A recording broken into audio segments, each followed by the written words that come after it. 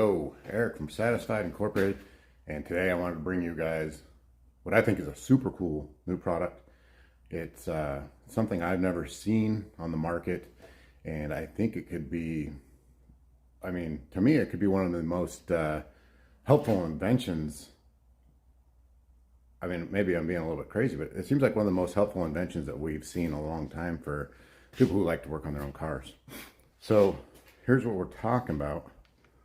Got these crazy looking things. What are we doing here? Right? So this is an alignment plate. So there's one here, and then there's one here on this other side. So that's pretty obvious to some, but others, what we're doing here is we are just basically setting our alignment with this thing. And it's as simple as really just taking a tape measure and connecting the two sides, front and back, and then you see where your toe in, your toe out's at. So let me see if I can show you. So right, we're just stretching her across there to the front, and then you look and see just, let's just call it 60 inches. And then we're gonna bring our tape measure in and just run it to the other side. Sorry for the camera action there. Just hook it to the other side. So it's just gonna depend, where do you want your alignment? And that's the sweet part about this, is you can set your alignment to 0 toe. You can set it to, a 16th toe, an 8th toe in. You can set this thing wherever you want. And this thing's so quick. I don't know what time it is, but I had to screw around with this car a little bit. And I bet you I aligned this car 20 minutes maybe. And just while I'm talking about screwing around with it. So if you ended up getting these, I had a little bit of clearance issue here between the brake caliper and this plate. And so all I did is I just removed the backside bolt and I just lifted this caliper out of the way, made some clearance right there. And if you know what you're doing on cars, you don't need to bleed the brakes. You don't need to do anything. Put that bolt right back in when we're done and you're ready and you're off and you're going. So this is on my E30. So this is gonna fit obviously like a 4x100 car, but that's kind of the sweet part of this design, is if you look at it, I've got four bolt pattern, and then in here I've got a 5 bolt pattern also. So this should fit all 4 bolt pattern and all 5 bolt pattern. So it should fit all those cars, and all you need is these bolts here. A lug nut really doesn't work because it's tapered, so it's gonna mess with your holes, but just get a couple bolts and you're good to go. And I guess just some of the features I have like a little nub here that this balances on. So this is able to like steer super easy.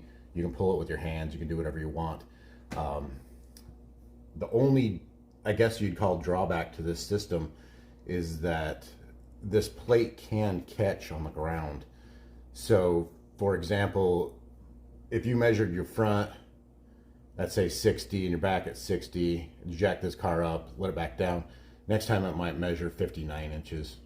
But the thing is, even though the plates do flex in and out a little bit like that, so you won't get a consistent measurement, they don't flex front to back. So you're not gonna get flex to here to here. If this is equal to this, it'll always be equal to this. They'll just be different numbers. Hope that makes sense. It's just this plate gets caught on the ground here, and it can move, a quarter inch. I don't know if it moves a half inch, but it moves a little bit and it gets bound up. So that's only going to affect you if you're trying to measure track width. And track width, it's not a great way to measure track width. You can measure track width a bunch of other ways. I used to measure and do my alignment on my cars is I used to put them on these boxes here. So I've got a ton of these boxes. I would lift the car 2 feet off the ground, and then I would put a string box all the way around the car that's perfectly square, and then I would measure the alignment. And it actually works really awesome. But taking an hour and a half, 2 hours, And then, what if you take it off the blocks and you're not happy with your alignment? You got to come back and you got to set it all up. It's the setup that killed everything. But I've been doing these box string measurement alignments on my own cars for a long time. Had a great results on them. My tires wear great. I don't have any problems. And I'm actually stoked about this E30 I just did because it's always had the 55 mile an hour shimmy on it. So when I found this car, it was a 1/4 inch toe in, and now I'm like a 32nd maybe toe in. And I think I'm going to get rid of that shimmy. I'll take it for a test drive and let you guys know. But if you're looking at aligning your own cars, like if you do track or racing or whatever, and you're always messing with your toe, this is awesome. If you're just a hobbyist guy and you like doing all your own stuff, this is awesome. If you're one of those people that are like super uptight and need everything perfect, like machine, maybe this isn't for you. But I'll tell you what, this will get you out of the garage and it will get you to an alignment shop. And if you're good at reading a tape measure, this is going to work. It just is. This is really actually super accurate. I mean, I bet it's accurate to a 32nd of an inch with me running the tape measure. And it's not that hard to run a tape measure, I hope. So this is an awesome setup. It's like I said, it'll go on multiple cars. You could, if you got a buddy that's got 5 lug, tell them to come on over, man. Let's align your car. Like say this 20 minutes, I'll align your car. Okay, so I'm going to tell you about this other cool thing I was just going to talk about. But first, there's magically another car in here, right? Awesome video editing. So I'll tell you about this car, but I just got the E30 out of the garage. I took it for a drive. I told you guys I'd let you know how it goes, but it's like the 55 mile an hour shimmy's gone. Obviously, if you've got a 1/4 inch toe in, that's going to cause some problems. So I've owned this car the whole time, and it's been such a simple fix, just fixing alignment. But it's just, you know how it goes. We don't get around to some things. And I'm just the type of guy that I don't pay to have alignments done. So for me, it was to take the time and actually get things done. But 20 minutes later, it's just effortless. And that car is smooth as glass now all throughout the speed range. So super awesome. So let's get to this car, which I put these alignment plates back on just now, obviously super fast, but I also rechecked the alignment. I just did the alignment, a couple days ago when I built these plates. And after bolting these plates on, again, this is like the 5th time I've checked it, but it's repeatable. The alignment's perfectly dead on. So the measurements are not changing on the plates at all. Once you find 0 toe, it's staying at 0 toe. So like I said, the plates will move in and out track width wise, but the angle does not move because of the way they're built, the way they're designed. So having said all that, let me tell you another cool part of this. When you're building a car or you're setting a suspension up, if you're concerned about how low it's going to go, if you're static or you're on airbags or whatever, the thing is you do not want to set up your shocks, your suspension or anything like that. You wouldn't want to set it up. So say your chassis hits the ground, you wouldn't want more up travel in your shocks after that. Why would you? Because once you hit your chassis, then you're just doing more damage. So the way I would set up a car is I would set up the car that the shock fully collapses once whatever makes contact, whether that be the chassis in the ground, a suspension component in the chassis. There's a numerous amount of things, a subframe on the ground, whatever is happening. You would want to set your shocks up so they're perfectly bottomed out when your car starts having issues. Hopefully that makes sense. So I've got this car in airbags, so it's super easy for me. I just air it out, and then I look and see like what is going to be a problem, what's going to limit the low, what's going to limit the amount that I drop this car. One super cool thing about these plates is basically this plate is like the same height as a tire wheel combo for these BMWs. So everything's pretty close to where it would be with the tire and wheel on there. So I can go in here and I can look at my subframe on an E12 does not hit. It actually has a little bit of room. You can see the exhaust is getting really close. But the thing that starts limiting you on this side So it's this control arm. This control arm on the subframe starts hitting, and then that's where you're going to start having issues on lowering it. So the reason it's not a problem with this side is because I have these spacers that go underneath the knuckle. So this is all spaced downwards. So that's why it's not hitting. Let me show you the other side. Okay, so if you check it out, you can actually see I'm making contact there. So that is stopping me. So I know that that's what's stopping me from going lower, and I need to install that knuckle spacer on this side.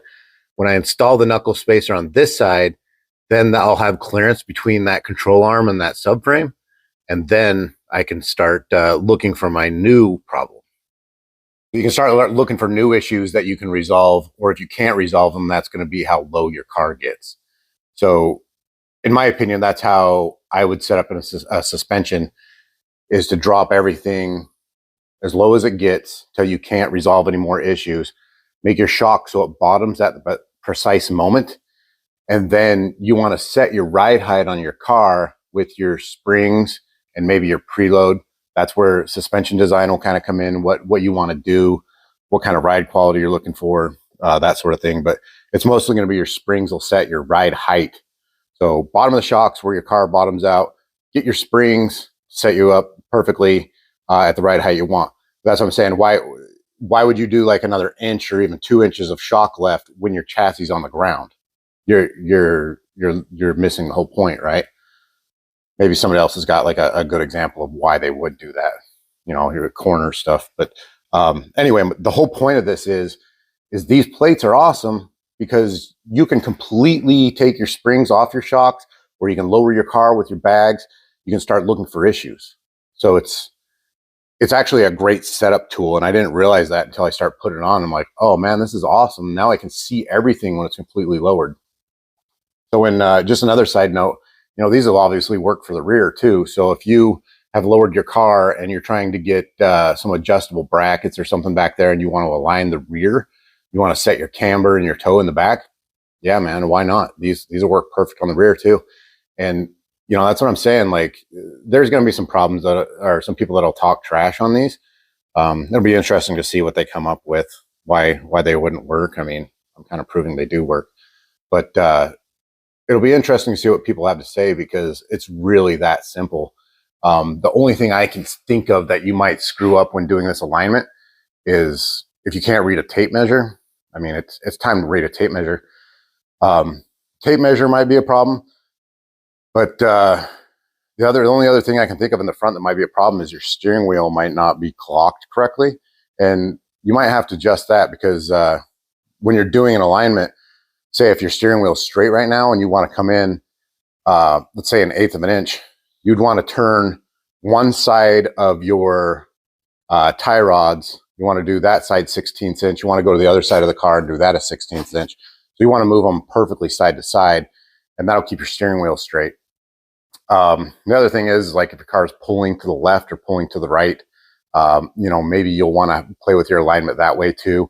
Add a little bit to the right side of the car, take away a little bit of the left, or vice versa, or whatever. But that's the sweetness of this system, is if you want to tune your car and you want to make your car perfect, it's come home, pop your tires off, put these alignment plates on, and start messing with your car. Start learning how to do your own alignment.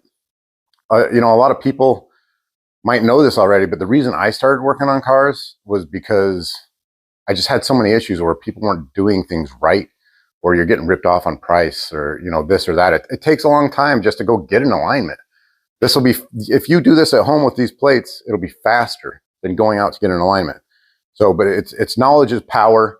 Setting up your car yourself, you can fix it yourself if you ever have problems. It's everything's dialed in when you do it yourself. That's my opinion anyway.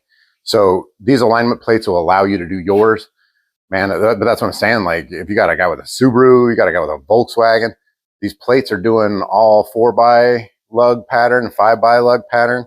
If you wanted a 6 or an 8 for some weird reason, let me know. I can cut those too. I'm cutting those. All these are in-house, handmade stuff, you know. So yeah, I think I covered everything. But you know, if you guys have comments, maybe I'm missing something. Maybe they don't work awesome. I don't, maybe I'm just getting repeatable results for no good reason. I don't know. Maybe that E30 just drove really good for the first time since I've owned it, just because I got lucky. I don't know. I mean, maybe they're not working. If you guys got something to say about that or how to make these better or whatever, you know, hey, pipe up. Let's hear what you got to say. I'm just trying to fix things on my end and try to give back to the automotive world at the same time. And this is how we all help each other and work with each other. So thanks for watching this video, and let me know what you think.